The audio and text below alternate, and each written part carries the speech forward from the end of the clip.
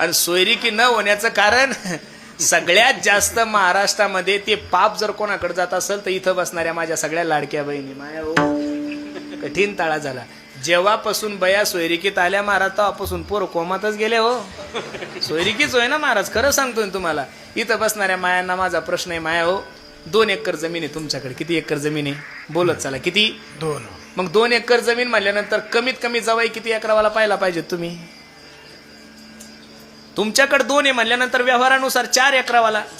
याच्यापेक्षा पोरगी सुंदर असेल तर 5 एकरावाला, लय याच्यापेक्षा सुंदर असेल तर 8 एकरावाला. बरं देखणी आहे, सुंदर आहे, शिकलेली खूप आहे, नोकरीला आहे, 15 एकरावाला ठीक आहे का नाही? मला तर हसू येतं काही सोयरिकीला मी गेलो, अहो दोघी मायले की दररोज उधाड्यात आहे हो. म्हणजे घरी 1 एकर जमीन नाही आणि आत्ताशी घरकुल यादीत नाव आलं म्हणजे स्वतःचं घर सुद्धा नाही. पोरीची माय बैठकीला बसली म्हणते मला 25 एकर व्हायला पाहिजे. कुठून खदून काढायचा का? कुठून काढायचा कुठून आम्ही एवढा खंदून?